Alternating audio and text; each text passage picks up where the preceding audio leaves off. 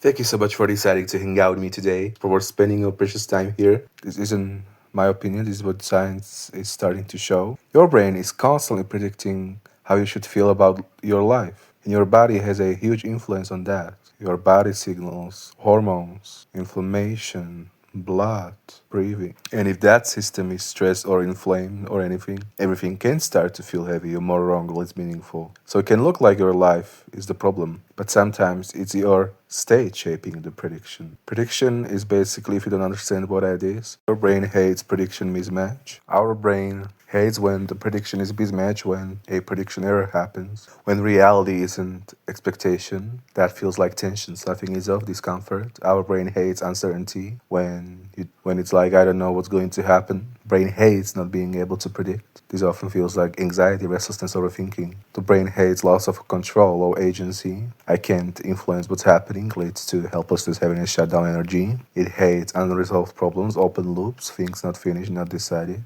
Brain keeps running, still solving. And it hates body imbalance, interoceptive mismatch. Internal signals don't match what the brain expects, like low energy, inflammation, stress, serotonin, chemical or hormonal imbalance, serotonin, dopamine, norepinephrine, endorphins, blood sugar, iron, oxygen levels, etc., etc., nervous system tension. Your brain struggles when things are unpredictable, uncontrollable, unresolved, or internally unstable. It struggles when it can predict, can control, or something feels off inside. But neuroscientists in 2026 don't fully know how the brain generates those in the first place. And why I keep talking about body signals? Because that's the only sphere where we at least know something, or scientists at least know something, where it comes from. So we understand the patterns the brain reacts to, but not fully how those patterns are generated. And body signals can strongly influence them without being the only source. Which means that. But the thing is, this will get mind blowing. People think it's like my life equals my feelings. But neuroscience is more like your life, your brain's prediction, your feelings. The same situation can feel okay, overwhelming, meaningless, peaceful, depending on prediction, body state, uncertainty level. And the examples like same life, one brain predicts this is manageable, calm, another predicts this is wrong, distress. Situation didn't change, interpretation did. But we already know that prediction is influenced by, not fully created. Scientists don't know where the prediction comes from, but we know that it's influenced by our body state, body signals, past environment. But we still don't know why our brain chooses one prediction over another. So what actually determines our feelings? It's not just our situation, not just our thoughts, but basically how our brain models our situation in that moment.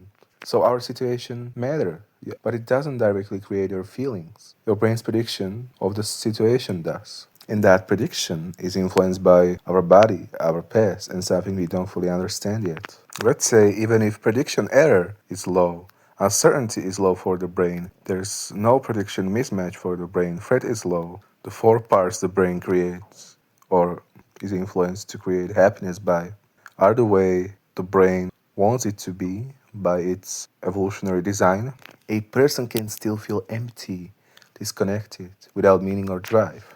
So why am I talking about body signals if body signals are not everything? Because body is one of the few parts we can actually measure and understand better.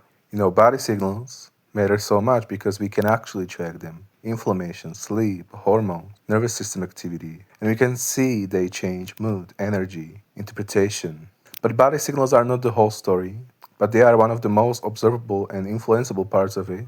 And what's blocking happiness might be many things, but scientists don't know where they truly come from. That doesn't mean they don't matter, but that's why I'm focusing on interoception for this season of this channel, because that's what scientists actually can measure or actually have more clarity where it comes from. And so it's like, what's really fascinating is that our body signals really do intensely change how we interpret our problems, etc. They do.